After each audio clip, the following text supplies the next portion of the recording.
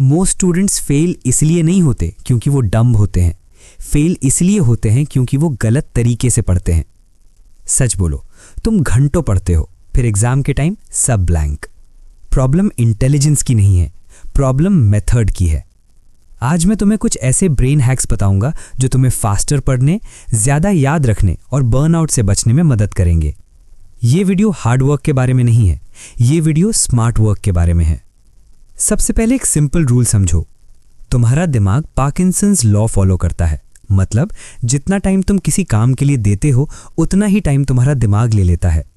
अगर तुम बोलते हो मैं आज 3 घंटे पढ़ूंगा, तो दिमाग बोलता है परफेक्ट, टाइम बहुत है।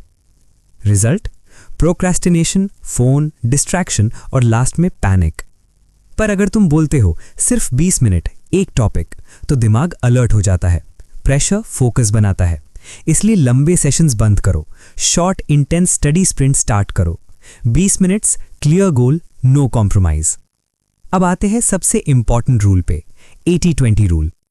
ये कड़वा सच है, 80% मार्क्स आते हैं सिर्फ 20% सिलेबस से। फिर भी ज्यादा स्टूडेंट्स क्या करते हैं, सब कुछ पढ़ने की कोशिश और एंड में कुछ भी ठीक से नहीं आता।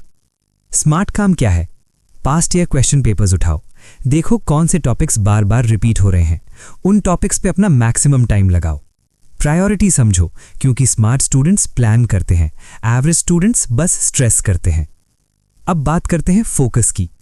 फोकस मोटिवेशन से नहीं आता, फोकस अर्जेंसी से आता है। इसीलिए टाइमर यूज करो। 30 मिनट्स पढ़ाई, 5 मिनट ब्रेक, बस इतना ही। उन 30 मिनट्स में phone silent, no social media, no multitasking. तुम्हारा दिमाग जब डेडलाइन देखता है तो वो काम पे लग जाता है। अब एक इंपॉर्टेंट सवाल, तुम्हें लगता है तुम्हें टॉपिक समझ आ गया? ठीक है, प्रूव करो। उस टॉपिक को ऐसे एक्सप्लेन करो जैसे तुम 5 साल के बच्चे को पढ़ा रहे हो। अगर तुम सिंपल लैंग्वेज में एक्सप्लेन नहीं कर पा रहे तो एक बात क्लियर है, तुम्हें समझ नहीं आया, तुमने सिर्फ रट्टा मारा है। इस टेक्निक को कहते हैं फाइनमेंट टेक्निक। ये तुम्हारी फेक अंडरस्टैंडिंग को एक्सपोज कर देती है। अब एक और गलती जो ऑलमोस्ट सब करते हैं, नोट्स को बार बार पढ़ना। रीरीडिंग अच्छा लगता है पढ़ाई हो रही है, पर सच ये है ब्रेन एक्टिव नहीं होता। इसके बजाय क्या करो, बुक बंद करो और याद से लिखो जो भी तुम्हें याद आ रहा है। फिर बुक खोल के चेक करो क्या मिस हो गया। इसे कहते हैं एक्टिव रिकॉल। थोड़ा अनकंफर्टेबल होता है, ईगो हर्ट होती है, पर मेमोरी यहीं से बनती है। लास्ट में आते हैं 2 बोरिंग लगने वाले पॉइंट्स, पर सबसे पावरफुल, स्लीप और मूवमेंट। तुम्हारा दिमाग नींद के दौरान इंफॉर्मेशन स्टोर करता है। नींद नहीं तो लर्निंग भी नहीं।